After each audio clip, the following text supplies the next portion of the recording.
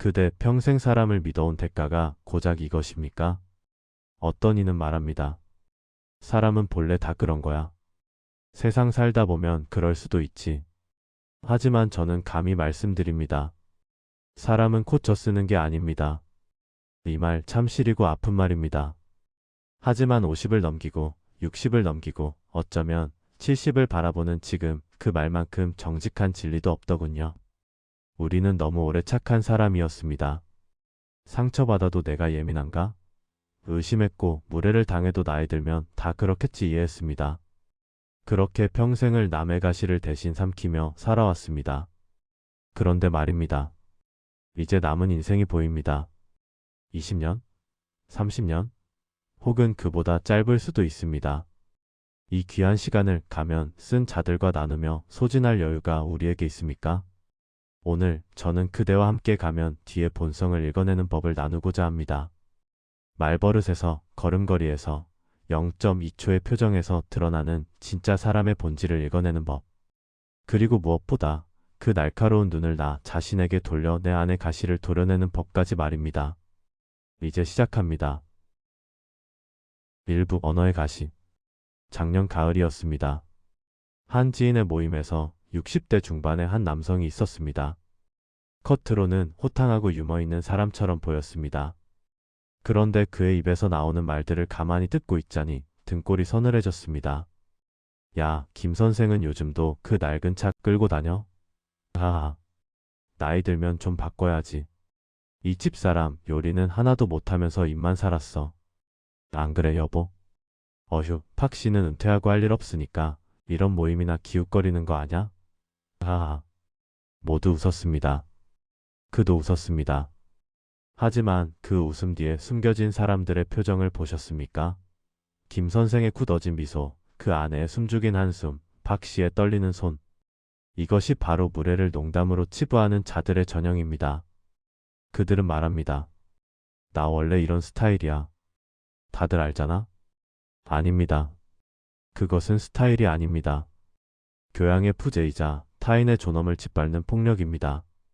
오스트리아의 철학자 비트겐슈타인은 이렇게 말했습니다. 내 언어의 한계가 내 세계의 한계다. 그렇습니다. 어떤 사람의 말버릇을 들으면 그 사람의 세계가 보입니다. 그의 품격이, 그의 내면이, 그의 진짜 본성이 언어를 통해 고스란히 드러나는 것입니다. 무례를 농담으로 포장하는 자의 세계는 얼마나 좁고 천박합니까? 그 안에는 타인에 대한 존중도, 배려도, 공감도 없습니다. 오직 자신의 우월감을 확인받으려는 비루한 욕망만 가득할 뿐입니다. 또 하나의 전형이 있습니다. 자기 이야기만 하는 사람들입니다. 그대도 만나보셨을 겁니다. 당신이 요즘 무릎이 아파서 라고 말을 시작하면 0.5초도 안 되어 끊고 들어오는 사람 말입니다. 아, 무릎? 나는 말이야, 작년에 무릎 수술했거든. 그때 병원에서 의사가 하는 말이. 그리고 10분, 20분 자기 자랑이 이어집니다. 당신의 아픔은 이미 공중에 사라졌습니다. 그는 당신의 말을 듣지 않았습니다. 그저 자기 자랑을 늘어놓을 발판으로만 사용했을 뿐입니다. 이런 사람들의 특징이 있습니다. 첫째, 상대의 말을 절대 끝까지 듣지 않습니다. 항상 중간에 끊습니다. 둘째, 자기 경험으로 모든 것을 판단합니다. 나는 이랬는데 너는 왜 그래? 식의 오만함이 배어 있습니다. 셋째, 질문이 없습니다. 그래서 그대는 어떻게 하셨습니까? 지금 기분이 어떠십니까? 같은 질문은 그들의 사전에 없습니다. 왜일까요? 그들의 관심사는 오직 하나, 자기 자신이기 때문입니다. 타인은 그저 자신을 빛내기 위한 배경에 불과합니다. 이런 사람 곁에 오래 있으면 어떻게 됩니까? 당신은 투명 인간이 됩니다. 당신의 감정도, 생각도, 아픔도 중요하지 않은 존재가 되어버립니다. 그리고 서서히 당신의 자존감이 갉아먹힙니다. 더 교묘한 경우도 있습니다. 겉으로는 공손하지만 속으로는 칼을 숨긴 언어들 말입니다. 아, 그 일은 이 선생님한테는 좀 어려우실 것 같은데요. 제가 대신할게요. 요즘 나이 드신 분들은 스마트폰 쓰는 게 힘드시죠? 당연해요, 당연해. 은퇴하셨으면 이제 좀 쉬셔야죠. 이런 복잡한 일은 우리 젊은 사람들이 해야죠. 언뜻 배려처럼 들립니다. 하지만 이것은 배려가 아닙니다. 은근한 무시이자 능력을 낮춰보는 연령 차별입니다. 이런 말을 자주 하는 사람들은 나이 든 사람을 이미 무능력한 존재로 규정해버렸습니다. 그들의 언어 속에는 존중이 없습니다. 오직 위에서 아래로 내려다보는 시선만 있을 뿐입니다. 문제는 이런 말을 자주 듣다 보면 우리 자신도 스스로를 그렇게 규정하게 된다는 것입니다. 그래, 나는 이제 늙었으니까 젊은 사람들한테 맡기는 게 맞지. 아닙니다. 나이는 무능의 증거가 아닙니다. 오히려 수십 년의 경험이 축적된 지혜의 증거입니다.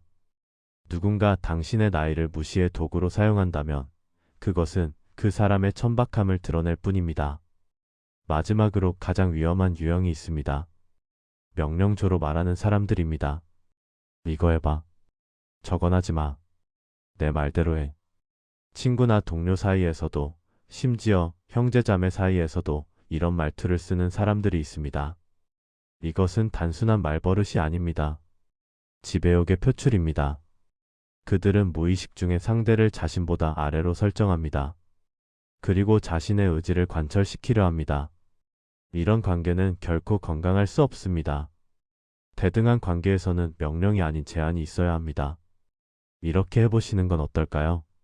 제 생각엔 이 방법이 좋을 것 같은데 선생님 의견은 어떠신지요?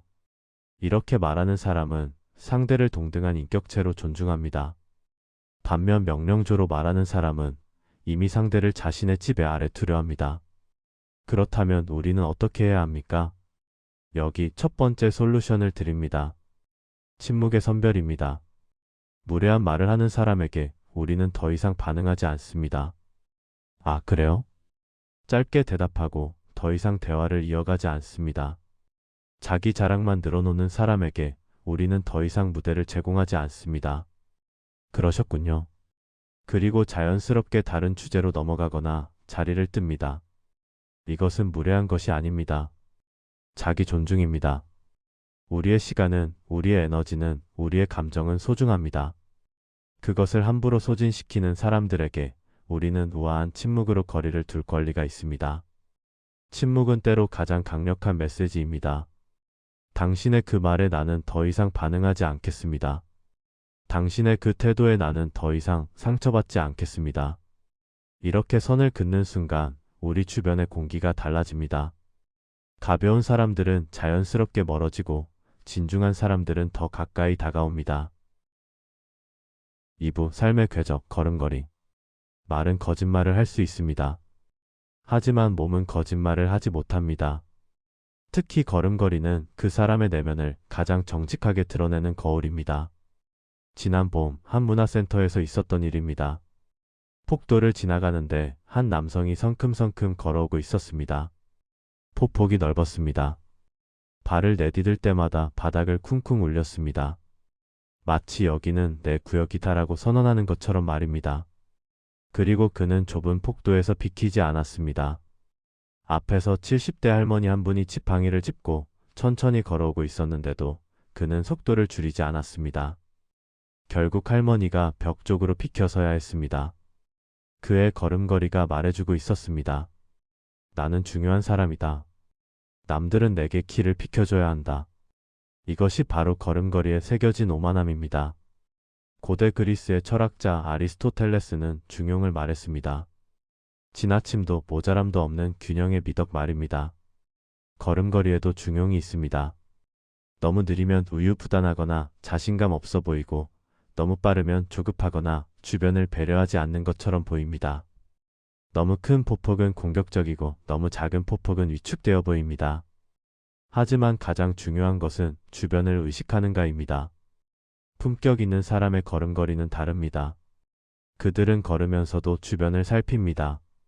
뒤에서 누군가 급하게 오면 자연스럽게 비켜주고 앞에 천천히 가는 사람이 있으면 속도를 맞춥니다. 그들의 걸음은 이렇게 말합니다. 이 공간은 나만의 것이 아니다. 우리 모두의 것이다. 또 다른 유형이 있습니다. 항상 급하게 걷는 사람들입니다. 엘리베이터 문이 닫히려는데 뛰어와서 손을 쑤셔 넣고 횡단보도에서 신호가 바뀌기도 전에 건너기 시작하고 식당에서 주문하자마자 아직 안 나와요? 라고 재촉하는 사람들 말입니다. 이들의 걸음걸이는 언제나 빠릅니다.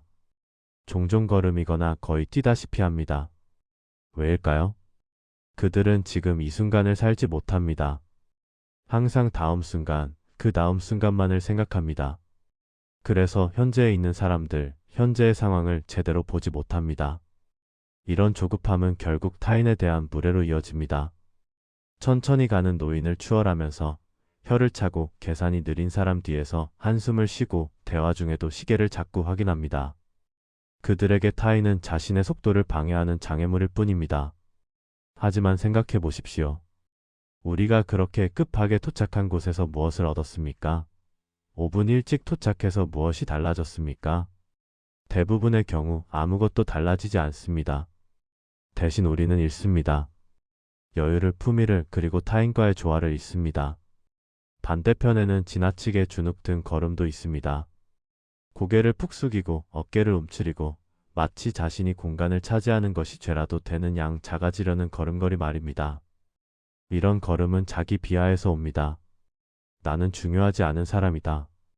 나는 남에게 폐를 끼치는 존재다. 나는 이 자리에 있을 자격이 없다. 이런 생각들이 몸에 스며들어 걸음걸이를 위축시킵니다. 하지만 이것도 문제입니다. 과도한 겸손은 자신뿐 아니라 타인도 불편하게 만듭니다. 너무 피켜서면 상대방도 어색해집니다. 너무 작게 말하면 상대방이 귀 기울여 들어야 하는 수고를 줍니다. 진정한 품격은 당당함과 겸손의 균형에 있습니다. 나는 이 공간에 있을 자격이 있는 사람입니다. 동시에 이 공간은 나만의 것이 아닙니다. 이 두 가지를 동시에 아는 사람의 걸음걸이는 안정적입니다. 흔들리지 않지만 밀어붙이지도 않습니다.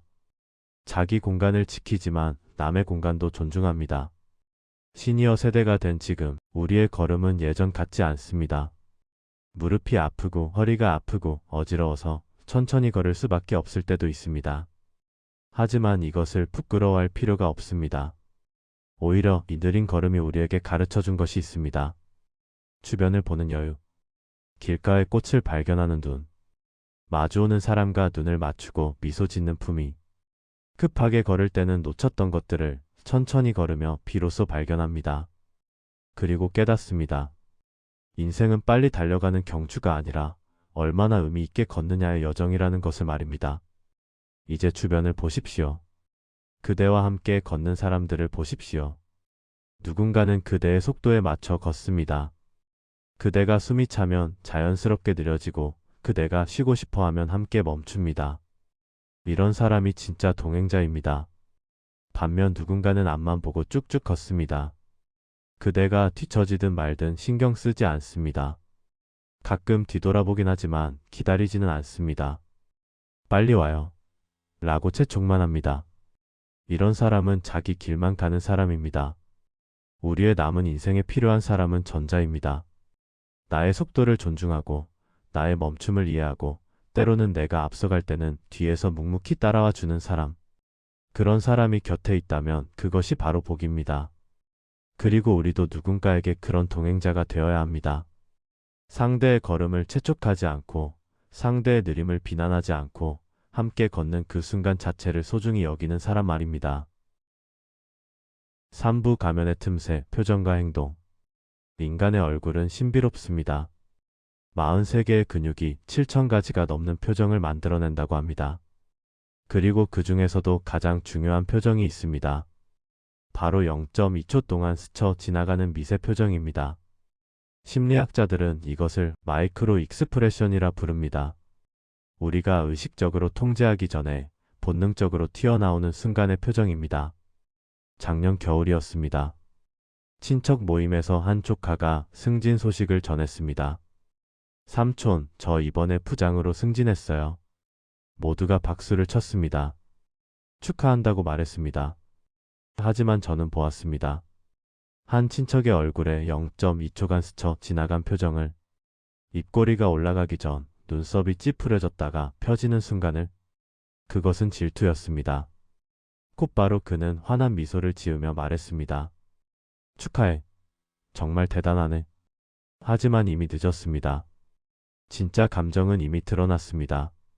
이것이 바로 가면이 벗겨지는 순간입니다. 우리는 말로 거짓말할 수 있습니다.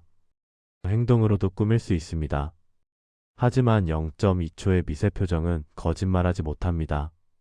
그 찰나에 그 사람의 진짜 본성이 드러납니다. 더 충격적인 순간이 있습니다. 남의 불행을 들었을 때 나타나는 표정입니다. 어느 날 모임에서 한 지인이 말했습니다. 우리 아들이 사업 실패해서 많이 힘들어요. 대부분은 안타까운 표정을 지었습니다. 하지만 한 사람, 단 한 사람의 입꼬리가 순간 올라갔습니다. 찰나였습니다. 0.5초도 안 됐을 겁니다. 하지만 저는 분명히 보았습니다. 그 사람은 곧바로 걱정스러운 표정을 지으며 말했습니다. 어머, 어떡해요. 많이 힘드시겠어요. 하지만 그 0.5초의 미소가 모든 것을 말해주었습니다. 독일어에 샤덴프로이데라는 단어가 있습니다. 남의 불행을 기뻐하는 감정을 뜻합니다.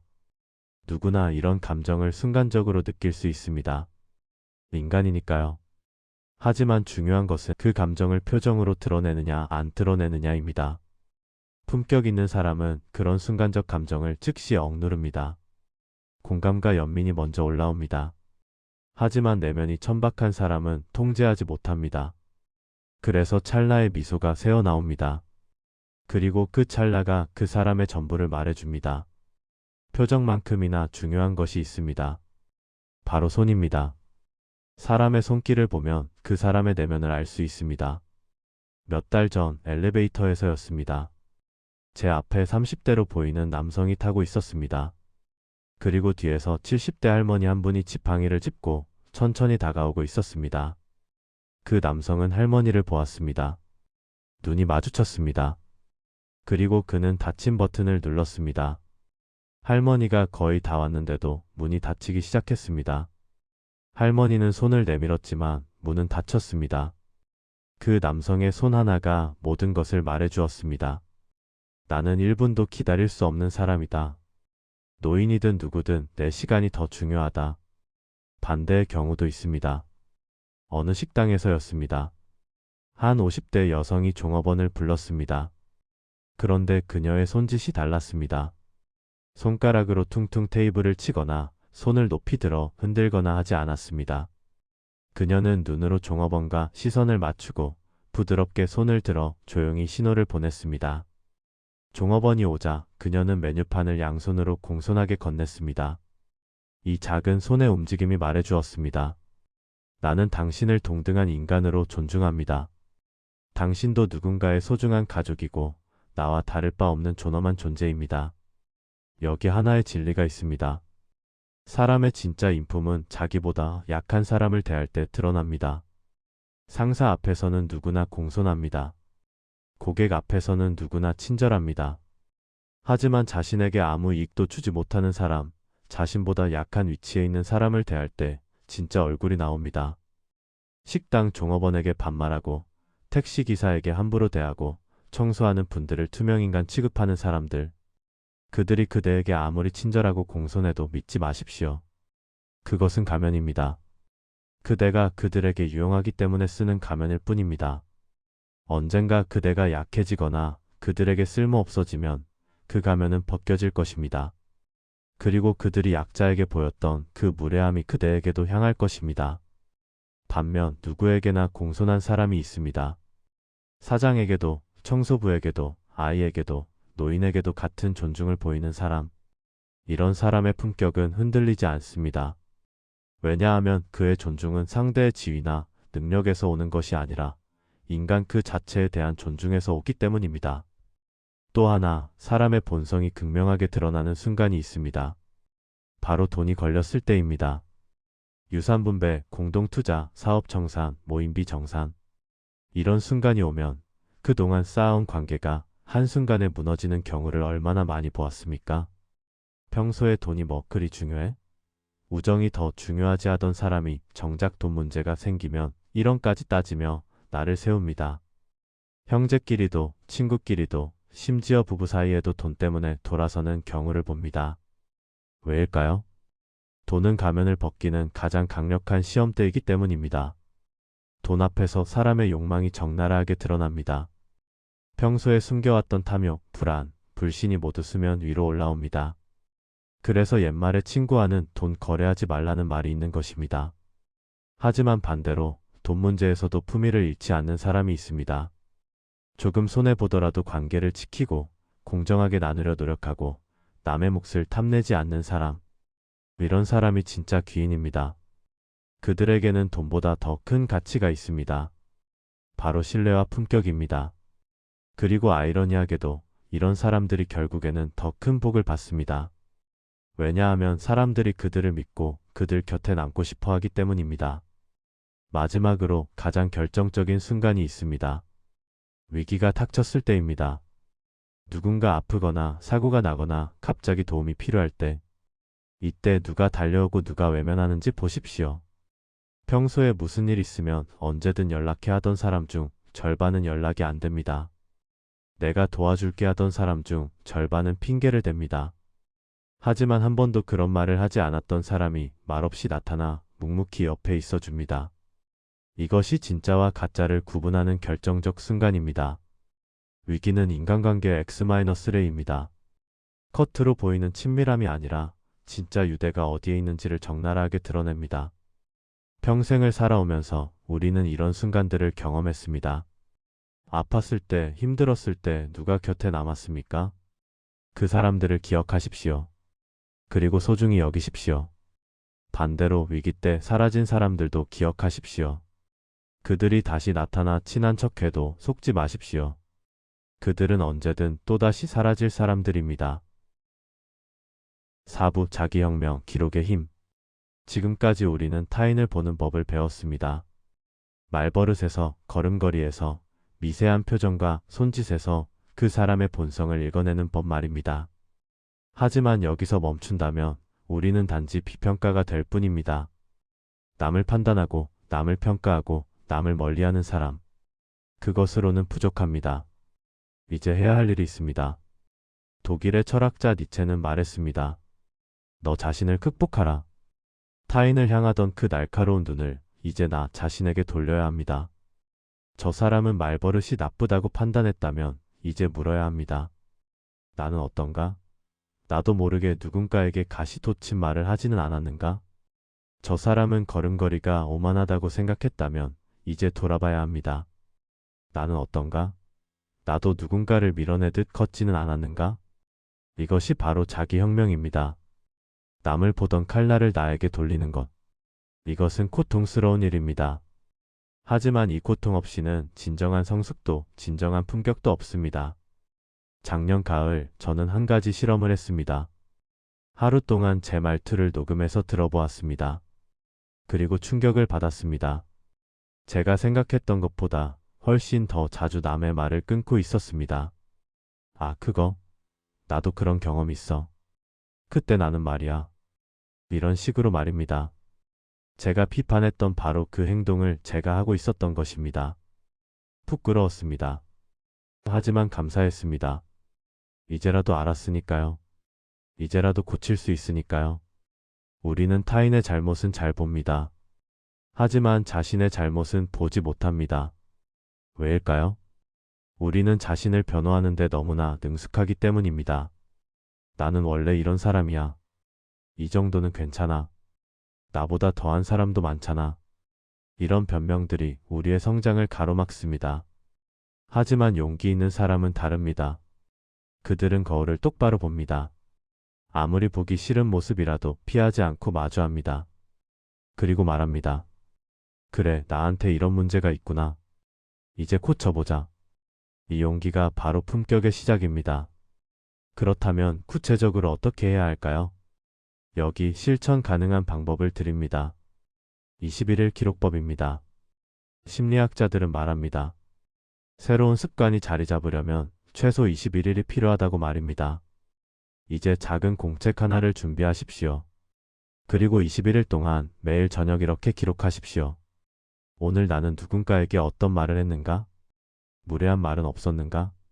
남의 말을 끊지는 않았는가? 비난이나 평가의 말을 하지는 않았는가? 오늘 나는 어떻게 걸었는가? 급하게 남을 밀치지는 않았는가?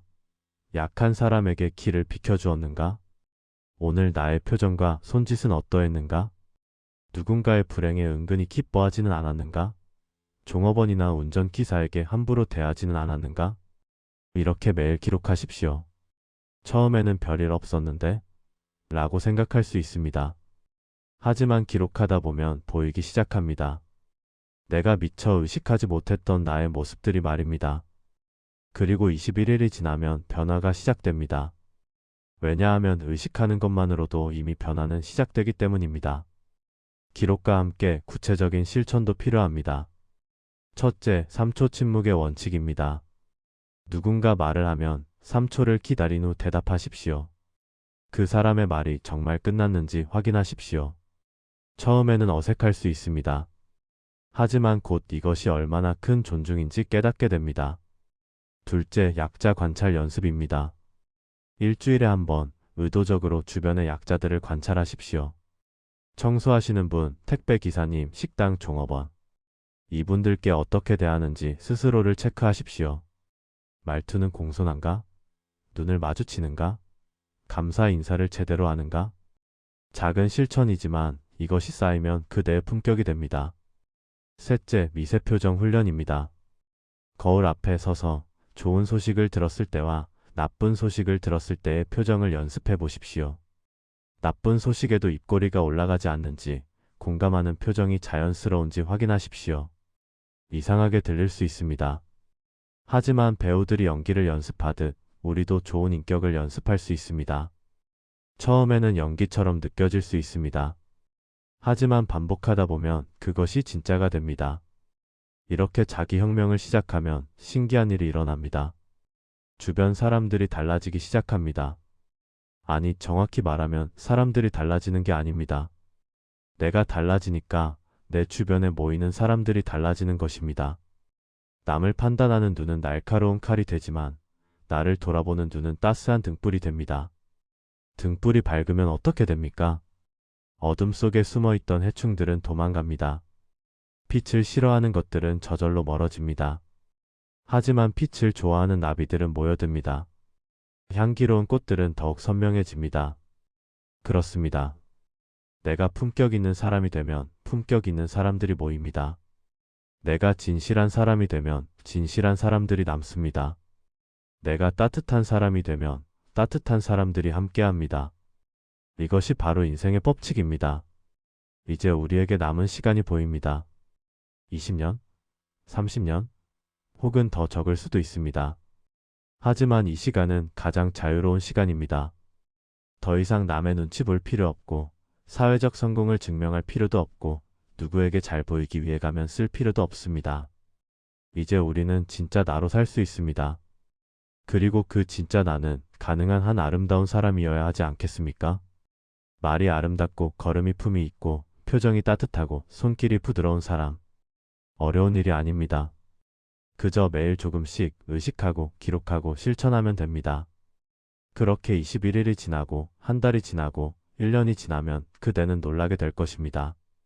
내가 이렇게 달라질 수 있었구나. 내 주변이 이렇게 평화로워질 수 있었구나. 그대. 오늘 이 긴 이야기를 함께 나눠주셔서 감사합니다. 기억하십시오. 사람은 고쳐 쓰는 게 아닙니다. 그러니 가면 쓴 자들에게 더 이상 시간을 쓰지 마십시오. 하지만 동시에 이것도 기억하십시오. 나 자신은 고칠 수 있습니다. 나이가 들었다고 평생 이렇게 살아왔다고 포기할 이유는 없습니다. 오늘부터, 지금부터 작은 변화를 시작하십시오. 그리고 그 변화가 쌓여 그대의 남은 인생이 가장 아름다운 시간이 되기를 바랍니다. 날카로운 칼이 아닌 따스한 등불로 살아가시기를 바랍니다. 그 등불 아래 모인 사람들과 평화롭고 품격 있는 노년을 누리시기를 진심으로 기원합니다. 오늘 하루도 그대에게 좋은 인연만 가득하기를 바랍니다. 그대의 마음에 울림이 있었다면 구독과 좋아요 눌러주세요. 감사합니다.